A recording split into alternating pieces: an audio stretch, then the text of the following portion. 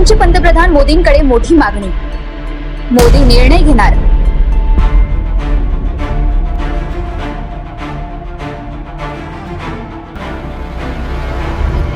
भारताच्या ऑपरेशन सिंदूरने पाकिस्तानचे कंबरडे मोडले आहे. 4 दिवस चाललेल्या लष्करी कारवाईत भारताने पाकिस्तानला गुडघ्यावर आणले आहे. देशातील प्रत्येक नागरिकाने सरकारच्या या लष्करी कारवाईचे कौतुक केले आहे.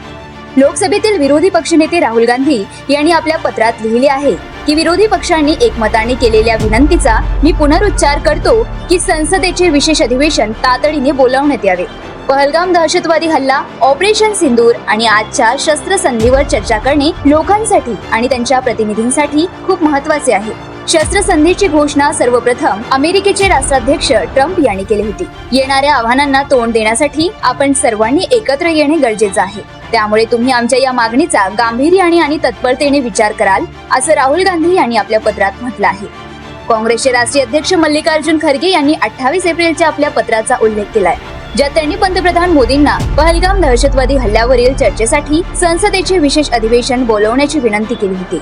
खरगे यांनी आपल्या पत्रात लिहिले आहे, माननीय पंतप्रधानजी, कृपया लक्षात ठेवा की राज्यसभेतील विरोधी पक्षनेते म्हणून मी तुम्हाला काय सांगितले होते. मी 28 एप्रिल रोजी लिहिलेल्या पत्राद्वारे पहलगाम मध्ये झालेल्या अमानुष दहशतवादी हल्ल्याच्या पार्श्वभूमीवर संसदेच्या दोन्ही सभागृहांचे विशेष अधिवेशन बोलवण्याची विनंती केली होती.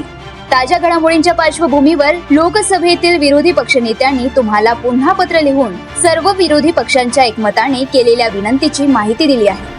त्यांनी संसदेचे विशेष अधिवेशन बोलवण्याची विनंती केली आहे, ज्यात पहलगाम दहशतवाद, ऑपरेशन सिंदूर आणि वॉशिंग्टन डीसी मध्ये आणि नंतर भारत आणि पाकिस्तान सरकारांनी केलेल्या शस्त्रसंधी घोषणांवर चर्चा करण्याचा विषय आहे. राज्यसभेतील विरोधी पक्षनेते म्हणून मी या विनंतीच्या समर्थनार्थ पत्र लिहित आहे. मला विश्वास आहे की यासाठी तुम्ही सहमत व्हाल. जर तुम्ही अजूनही YouTube चॅनलला सबस्क्राईब केलं नसेल तर ते लगेच सबस्क्राईब करा.